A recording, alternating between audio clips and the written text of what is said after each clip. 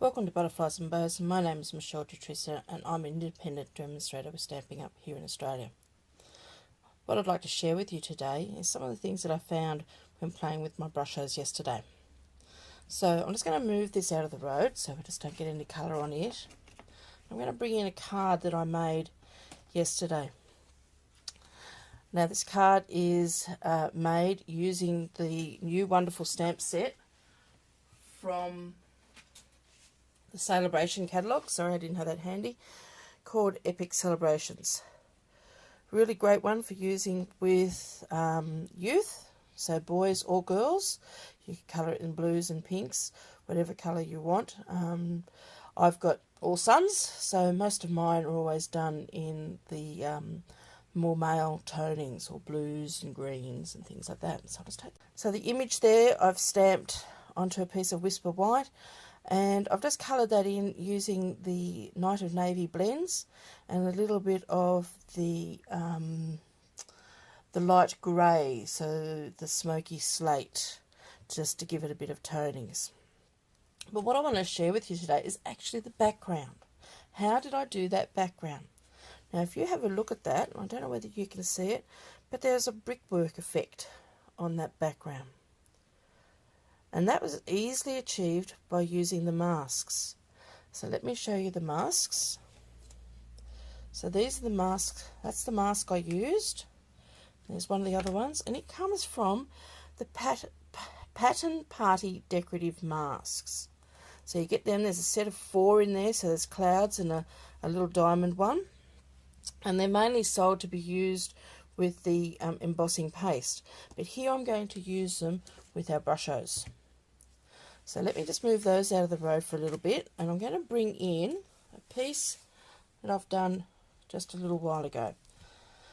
So I've taken a piece of watercolour paper, I've masked it off with some masking tape. Now the masking tape I use is painter's masking tape, and it's a low tack masking tape. It's one that they use when they're painting with wallpaper and different things.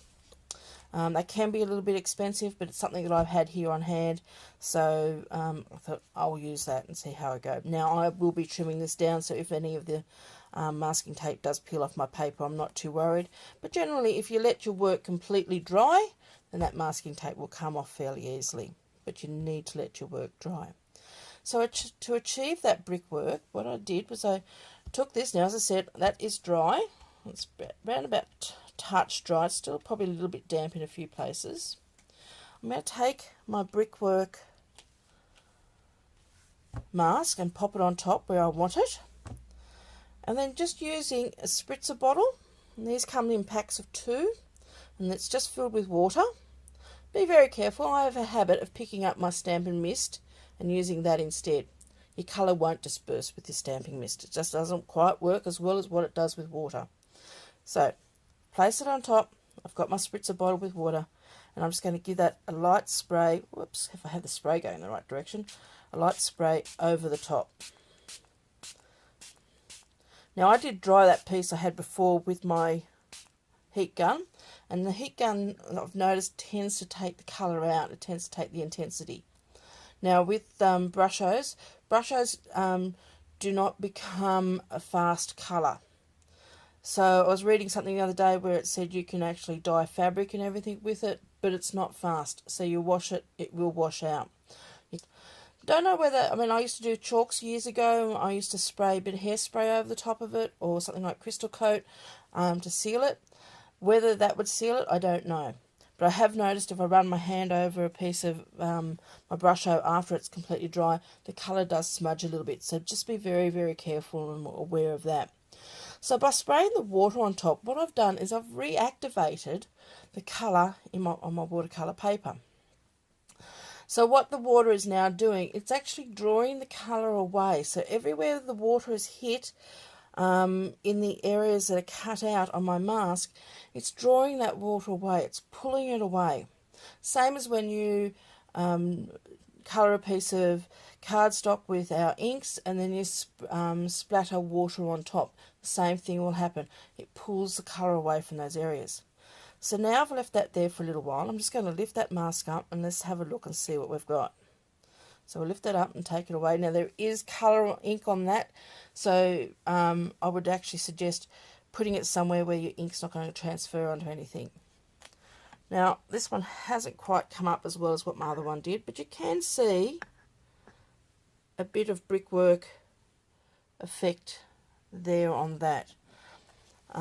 Just to show you one I just did a little while ago, just to test it. That's one that's dried off a bit, and you can actually see how that brickwork's done.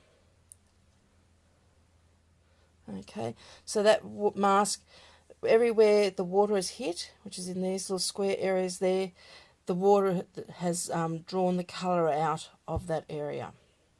Now once that starts to dry, and I can see a little bit of it happening here, and I actually quite like this effect because it's giving me some distinct brickwork look there, but not so distinct there. So if you really like that grunge sort of look for boys, or even for girls, then that could come up quite well. So I'll leave that and let that dry and see what happens. So let's just pop that one to one side, just so we're not going to get anything on any colour or anything on anything else anywhere. And I'm going to bring in the next one. So I'll remove that mask as well. Now with this one, all I needed was a piece of blank watercolour paper. There's no water on that, there's no colour on it. I'll just move that so you can actually see that a little bit better. Maybe if I turn it around. Nope, sorry. We'll just work with that being there like that. So this one is just a dry piece of watercolour paper. Now the effect that I'm trying to get, this is the one I did yesterday. Now doing this on camera, I'm not quite sure whether this is going to work each time and as well as what it did yesterday for me. So this is the effect I'm trying to use, and what I'm using here is the doily mask. So what I've done, again, I've masked it off.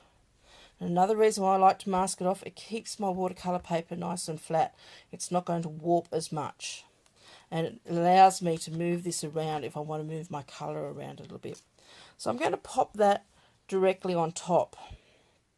Now yesterday with mine here, I actually had it at an angle.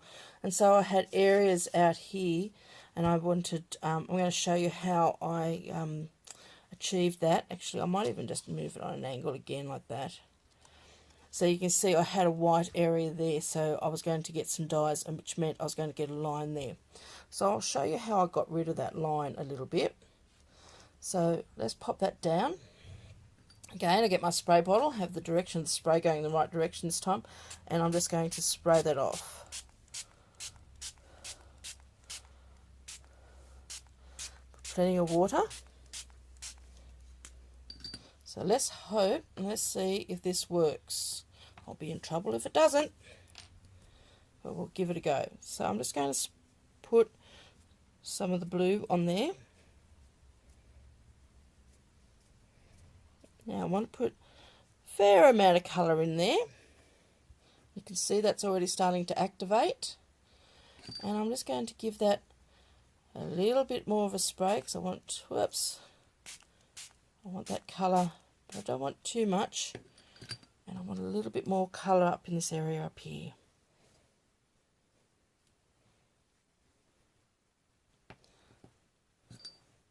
Don't want too much water on this, but we do want a fair bit because we want it to activate. Now apparently Brushos activate very differently to when you put the powder down first on a dry area to whether you put it down on a wet area. Now I've got a lot of water in that, and I'm just going to see if I can blot that up. I'm just going to get a piece of paper towel and just pop that down on top just to take some of that excess water. Let's take that away.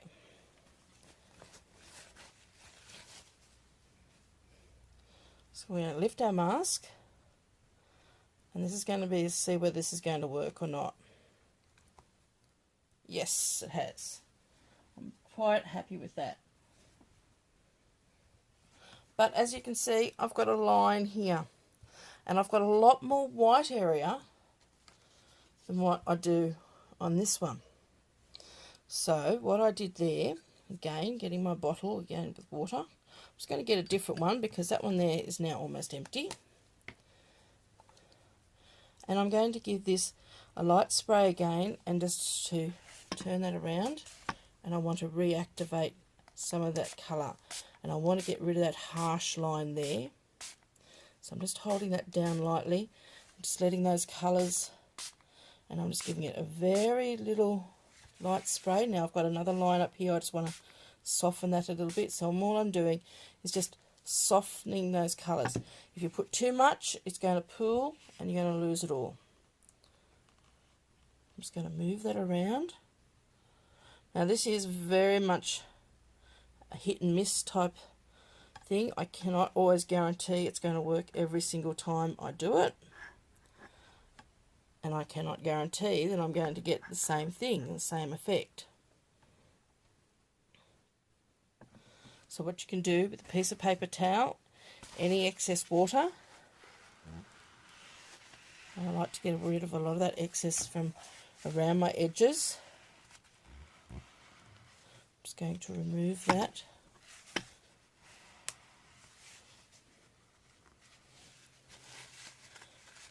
You can take it away a little bit from your work as well.